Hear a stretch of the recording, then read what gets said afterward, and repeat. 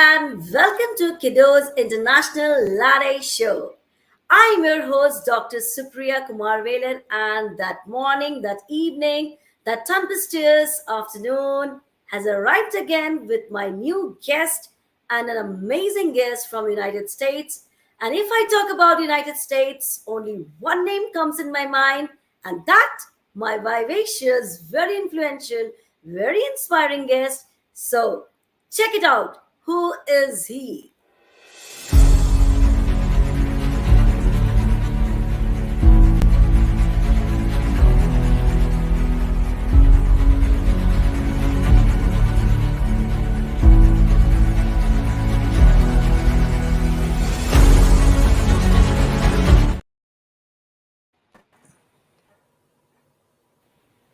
Here is my lovely, eminent, and very phenomenal guest, Mr. Inderjit Singh. Welcome, Inderjit, to our show, and it's been a great pleasure with my coffee to host you today on Kudos Latte Show International platform.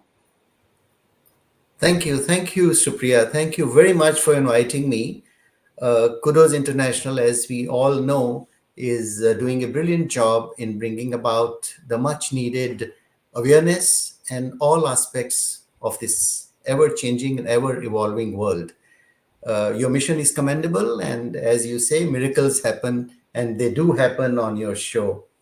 I'm delighted to be on the show to share my thoughts on a subject that touches all of us in one way or the other. It is important to highlight here that aviation, which is my core competence area, is not a self serving industry, but a catalyst to several other industries like tourism, hospitality, trade, and commerce. I mean, end of the day, we don't produce a million bottle of wines, or we don't manufacture 10,000 cars or something. What we offer is service, and we are the supporting service to major industries of this world. We have all witnessed what all happened during COVID and all. When aviation was down, everything went bad. So that underscores the value of the profession or the engagement that I'm involved in. Uh, and That's To bring in a point, it is very gratifying to note that amongst the 17 UN United Nations SDGs, the Sustainable Development Goals, which everybody knows and everybody talks about, 14 of them are solely dependable on aviation. Now, these goals have to be achieved by 2030 with some setbacks in the past. This may go to 2032, but the progress is going on very well in all sectors of life to make a better world. I mean, that is the aim of the SDGs. So I'm trying to emphasize on how important aviation becomes in that context. So with these opening lines, I must tell you that I must compliment you and your team and your company to pick on a subject which is very close to our heart. Well, sir, this is when you said about aviation. I must say, all the aviation lovers will be seeing this video later on or watching this video live. Must say, this is a great platform. And of course, our guest, who is doing a wonderful job, will be doing wonders and miracles. So, my first question to you is, I have with interest and admiration about your career progression, as you said about miracles, aviation. So, with this little knowledge, I would love to ask you one very touching question. Was aviation your choice, or all happened by chance? Oh, that's really, like you said, it touched my heart because I firmly believe, Supriya, that there is nothing like chance in this world. Okay, there are divine forces that make things happen, be it our meeting or pursuing our careers, or enlarging our families, or whatever. I mean, there is something that happens, and in turn things happen. So of course, effort and our intentions notwithstanding, so I personally feel that there's nothing like chance, and I'm a very ardent fan of an author called Richard Bach. And if you were to read that book, which I strongly recommend, it's called Nothing by Chance, which but towards the end of the book, you would be so convinced. Let's take your example. I mean, we met on a different platform, if you recall, a couple of, I mean, I think about 2 years or 3 years back. You were Exactly. then serving that platform and conducting very, very good shows. And then we parted in the sense that we were not in touch. But then, see, now today we are again meeting. So, first time one can say, oh, I met Supriya by chance. So, by chance, she was looking around for somebody in aviation. She found my name and she invited me. But when it happens again and again and again, totally unexpected, then you are convinced that it's all design. It's all by design. It's not just by chance. We may just say once in a while that, okay, I met that person by chance in a cafe or in a bar. But if I repeatedly meet the same person and some forces bring us together again and again, then there is a little more to look into it. So, this is what my conviction is, that there is nothing like chance in this world. Everything is predestined in a way, and then you have to work towards it to make it happen again and again and again, so that you feel that it's not by chance at all. I hope that This answers. is really wonderful. This is really wonderful, and I totally reciprocate the same. Everything is predestined, as you said, everything, and each and every moment of your life, the Yeah. destiny plays a vital role. That's what It's, I can see in the Jeet in your life. So, hats off to you for choosing and even for the destiny designing your, you can say, aviation as your master trainer, you can say aviation coach, which we'll be talking further in this loveliest journey. So I congratulate you, and I will say all and only one thing to all the global audience, that you are meeting a very renowned personality of aviation industry. So if you want any help, any mentorship, kindly contact Inderjit Singh. He's there on LinkedIn, and you can make your life meaningful and successful. So hats off to you for your great accolades in the term, you can say, aviation. Hats off to you. Supriya, you're very kind in saying so many good words about me. I may add that my fascination for aviation started right in my childhood. My dear dad was then working with the British government. I was born in high seas. I mean, that's a different story altogether. But then with him, we went all around the world. So the airports, the people, the passion for traveling started right at that time. And I think that also was a force that led me, when I had a choice of doing engineering in any subject, I picked on aeronautical engineering or airports. So it's like a sum total of many forces working together. My liking for the subject, my traveling around the world in my childhood, which got into my mind, and then it is a fascinating world. And as I mentioned, it is not a self-serving industry. It grows. It grows with so many other virtues. Yeah. That's great, sir. And if I am not wrong, when I was going through your bio, and even if I know so many things about your educational qualification, and these terms, when I think about your educational qualification, it's gone beyond my touch. So kindly, with my next question, I am so excited to know about which one of it has it a lasting impact on your work life, your educational qualification. So kindly enlighten the world today. Okay. Yeah. Yeah. As you said, you have gone through my biodata. I did my engineering to start with, then my MBA from Delhi University. And then I had the good luck of attending two courses outside. One was in Oxford University, it was an advanced management course. And then there was on aviation management at Berkeley in California, in USA. What I found very helpful to me in my career development and career progression was my stint at Oxford University, pursuing my uh, advanced management course. I was on a scholarship there, a Colombo Plan scholarship, and towards the end of the course, they asked us to pick on any elective subject. And I picked on intrinsically on emotional intelligence. And it was so fascinating, other than what we learned about management and all that, because I feel the University of Life is the best education. University of Delhi, University of Oxford University, or University of California, all good. But the University of Life is that teaches us every day. So there I learned a subject called emotional intelligence, which I just didn't leave it at that point. I did a lot of research later on, and it has helped me in dealing with people.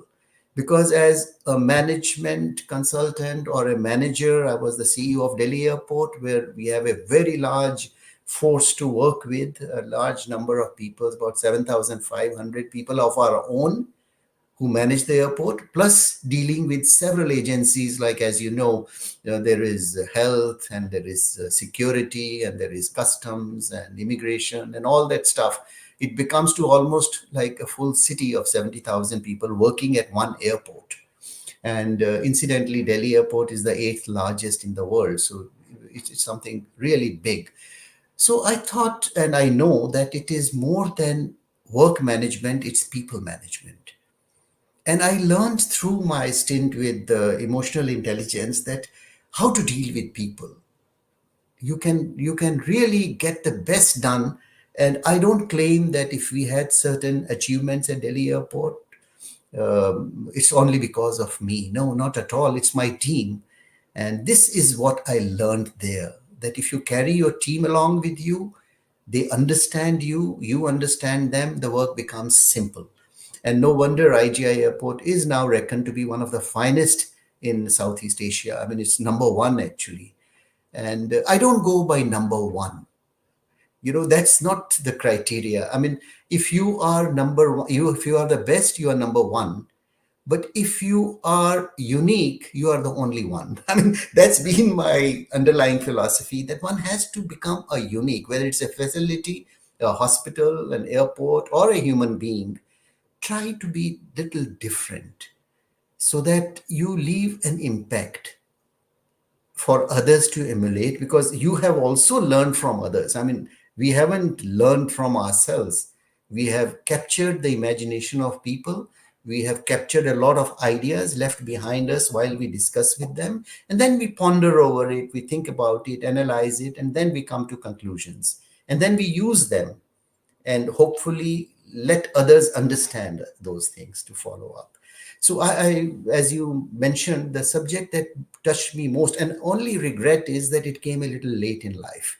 Why can't we have such subjects in the school, you know, in our formative years? Let's say not as little toddlers, but let's say when you are towards your class 10, class 12, introduce this subject as emotional intelligence. Okay, how to conduct yourself at work, how to conduct your work, how to live with people. I mean, these are what takes you degrees and doctorates and all that. Very important. With all due respects to you, I mean, you are a doctor. I just got my doctorate, but you are a highly accomplished doctor in your own subject. So that's the nutshell, is that emotional intelligence is something that's very close to my heart, and I learned it while I was doing my advanced management course. Yes.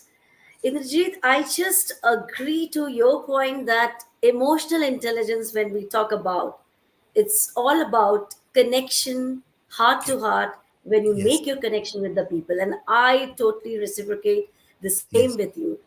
When you Yes. connect with people, you know how to connect, how to talk, and how to just make some good moves with them. And Yeah. trust me, when you are connecting with people, you make your life work easier, you make your work life balance very easier, Yes. and you make, and trust me, when we talk about the client coordination, when you know your clients very well, you can do miracles, you can do a lot of wonders, and you can make a lot of business. That's what I see in your life journey. So once again, hats off to you for your great accolades, achievements, emotional intelligence, and of course, you are doing wonderful job in aviation. And when now I'm saying about wonderful job, one thing I would love to ask, that You're a versatile personality, what I see. So next, moving towards my question, which is so inquisitive for me too. Karma, what goes around comes around. And when I am talking about solace and solitude, alchemy of women, and love yourself, these are your wonderful articles, and you're a great author. So kindly enlighten the world now about these accolades, how you got this motivation, what it is all about. Yes.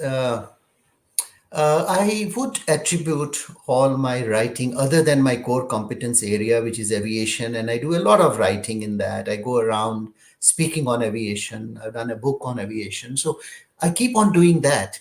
But I felt that after this subject that I learned thoroughly, I felt that there is more to life than aviation. Okay. Then I started delving into subjects which are, people call them soft skills, but I feel that they are very powerful skills. Okay, people call them, soft skills, but I feel that these are so very important in our life. So it was from that I started thinking of, to elaborate, what I want to say is my mantra for my life is not, repeat, not about expecting, hoping, and wishing. It is about doing, being, and becoming. So it's not just living in a land or in a place, in a space where I think of what if I was to do this, what I wish this thing had happened. I would say go ahead, do it, be it, and become that. What you have, inspirations or aspirations in your life, to follow them thoroughly. And I would say that, being a human being and altogether is different from being a spiritual being having human experience. One is being spiritual, being a human being with a spiritual leaning, and one is being a spiritual being having human experience. So you mark yourself as a spiritual being and look for the human experience in it. I mean, just check it out, and you would love it if you were to experience this. So I look for a spiritual aspect of everything and fulfill that being human. I mean, to some extent, I won't be uh, telling something wrong if I say I'm a monk at heart. At heart, I'm a monk. I often dream that I'm walking in wilderness, in forests, in a robe, and equally in trendy clothes on the Fifth Avenue, 56th Street, in front of the Trump Tower in New York. So it is, I try to strike a good balance. I mean, a lot of people think monks are only meant for forests, or monks are only meant for not eating, not drinking specific things and all. I feel we have to be in sync with our environment. If I'm walking on the Fifth Avenue, 56th Street in front of the Trump Tower, I'll think immediately of going inside and exploring the bar, for instance. So what it is, what's so special about that drink which is available inside the Tower Trump?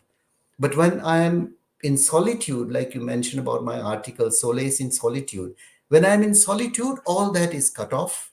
At that time, it's me and myself looking into what I should do, what I should not do, and what's the kind of world that I would like to have around me, or create a world for my own self and for my friends, my loved ones, and everybody.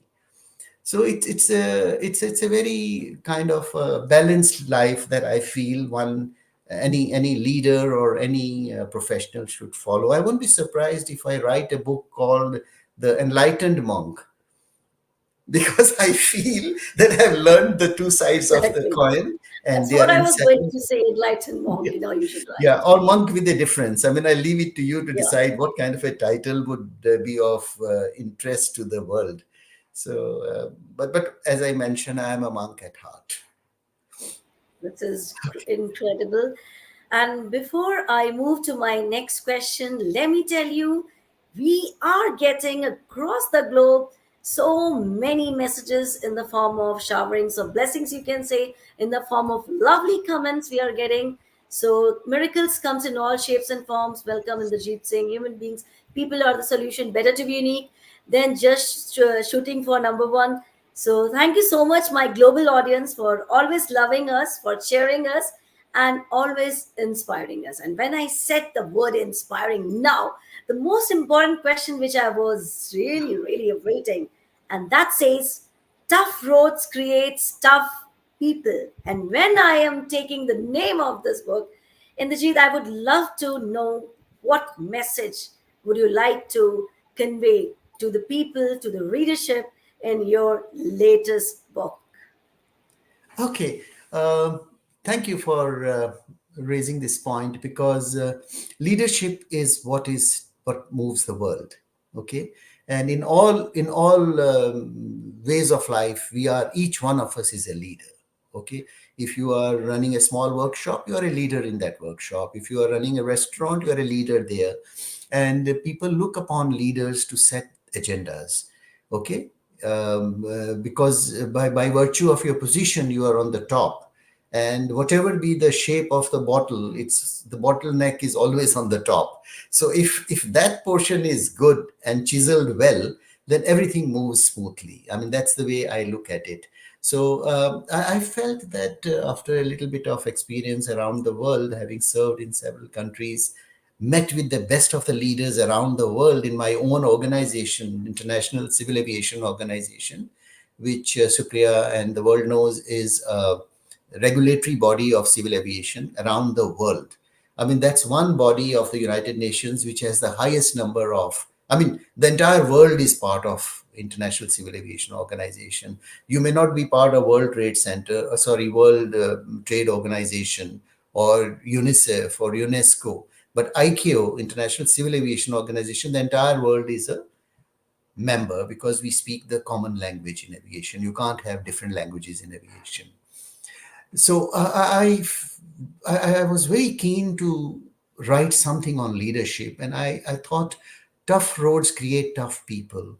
It's more a lesson or my thoughts on virtues of leadership.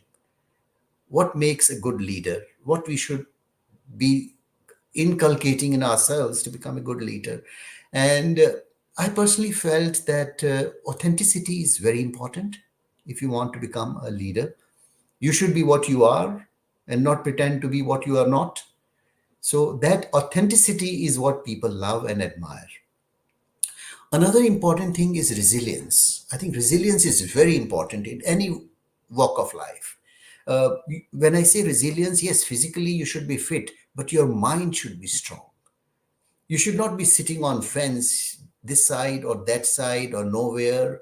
I'll keep on staying on the fence. No, make up a decision. Take everybody's views. I mean, as I mentioned, it's teamwork. Take everybody's views, put in your experience into it, take a calculated risk meaning a calculated risk, and then just go ahead and do it. If you do it, it would set a benchmark for others and for the time to follow. If you fail by any chance, you are working with the team. So it's a collective decision, and we all share the responsibility. Of course, you are accountable. In the team, they are responsible to do the task, but you become accountable to the government or to the agency that you are working. And that's the hallmark of leadership. If we go wrong, we take the onus. If we win or we do a good job, it's team's work. And this is something which is really leadership. I mean, that's what I have learned the hard way. And I have been very, very lucky to have served with even heads of the department, heads of a country. Like I can share one example which is always on my mind is I was aviation advisor to the Honorable Prime Minister of Mauritius. Okay, and he happened to be the Minister for Civil Aviation. So I was directly through my organization reporting to him, through United Nations reporting to him. And it may take a few seconds, but let me explain what it mattered to me. And it became like something that I remember until date. This was a few years back. He had invited me around 3 o'clock afternoon to come and have a chat with him on a matter concerning aviation. I said, sure. I mean, while I was getting prepared to go to his chamber, which was right next to me, because I happened to be his aviation advisor. And then, of course, there were other advisors on defense and this and that.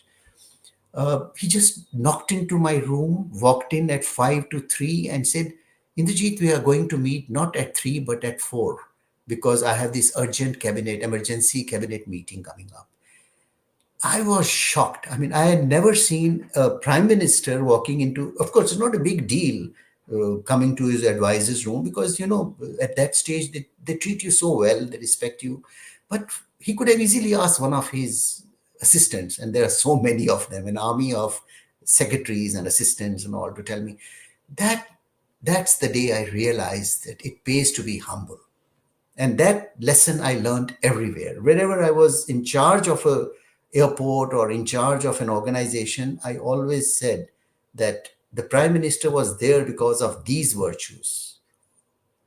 That made him first amongst equals. I mean, all the ministers were great, but what made him the prime minister, I knew that day, that the Fletcher's book called First Amongst Equals. So that's how you become first amongst equals. So these are simple things that humility takes you a very long way as one of the top most uh, virtue of leadership. Yeah, and that's what I tried in that Well, book. Indrajit, I will say only one thing. Till now, the definition of leadership, which we were knowing from different books, from different resources, but today on this platform, the correct definition of leadership through your practical knowledge really, really matters a lot. And trust me, people would have loved this definition by your practical experiences of life. And I say only one thing: experiences are the best teachers, which Absolutely. you have escalated on this platform. So, thank you so very much for this loveliest answer of leadership, definition, practical knowledge, and hats off to you once again for your in depth knowledge of leadership, which I'm going to ask in my next question. Okay. Great one. Well, at the last count, you have apparently served in 20 global locations, which I see and which your journey need not to be given any introduction, which we see on social media. Now, my question is, what are the lessons learned by you in leadership on these global nations? So kindly once again enlighten the world about your global iconic journey. Great. Thank you very much. And I'll answer to your question. But before that, in what just mentioned to you about that book, because I'm now on the second volume of that book on leadership, I have learned, I mean, not when I say I mean, the world can learn these things not by going to very high institutions of learning. Uh, I found caterpillar, for instance, when it's about to die and gives hope, turns into a beautiful butterfly. Okay, the iconic bird, the phoenix, when it falls into ashes, it springs back into life. I mean, these are things which we all observe in our lives. So the attitude of never say die, never give up, I mean, that is also a big motivation in leadership. uh, any small setback, 9/11 happened 20 years back or 22 years back, 2001, the big blow in New York. The world thought that we have come to an end, aviation is doomed. But 3 years later, we revived. And the traffic volume increased many folds in those 3 to 4 years. Same thing happened when there was this economic meltdown in 2008. People thought, finish now, we will never revive. But we jumped back. Now, COVID, for instance, bad thing to happen, but we have learned our lessons.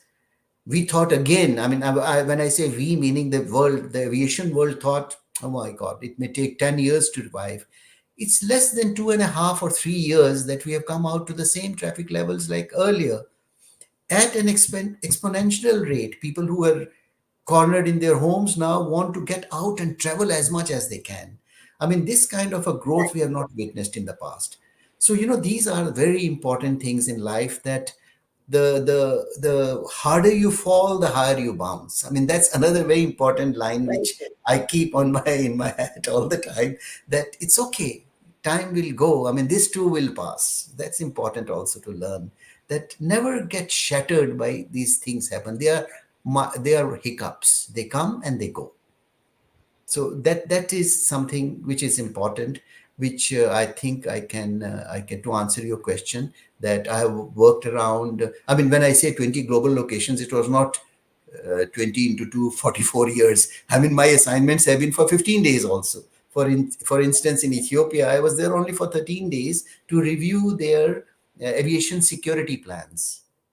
The designs and Right. operational details were worked out by a very, very large American company. But they wanted, because I happen to be the chairman of Airport Security Committee in Delhi, the big the airport, because it is the only hypersensitive airport, because of the reasons which the world knows why Delhi is so hypersensitive, the airport. So I learned the nuances of aviation security. So they invited me to come and review their plans. So, those small, small things, you go around, rub shoulders with the best in the profession, learn a lot. And again, humility helps a lot. When I just landed there in my arrogance or little whatever, but I was relatively new in this international civil aviation organization. So the chief coordinator, it happened to be a Sunday. Otherwise, they're very busy people. They don't come to receive consultants or other experts.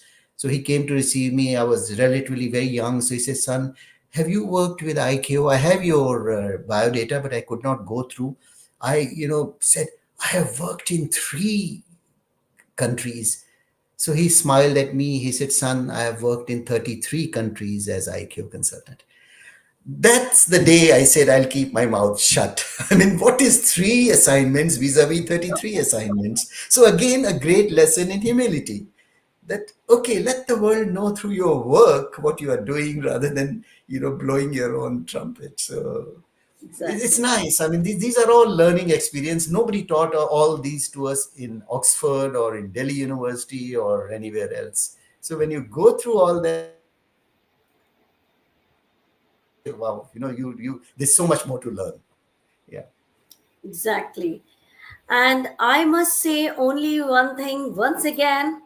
Thank you very much for coming to our show. And really, trust me, you enlightened, you rocked, and you nailed it with your life journey, with your experiences, and of Thank you. course, your loveliest and acknowledged books, which we are going to take care. And here, I would love to draw the attention of my global audience. Kindly go through these books and make your life very enlightened, very successful, and I can say just spread the positivity the way Inderjit has done in his lifetime. So never give up on your dreams and keep smiling and keep moving forward. That's what the message we are receiving today. So once again, thank you so much. Thank you, Supriya. Thank you very much again for inviting me and allowing me to share my thoughts with all of you. God bless you. Well, global audience, I should also thank you for showering your blessings in the form of lovely comments. So keep doing that. And till then, stay happy, Helenati. Bye bye for now. Bye.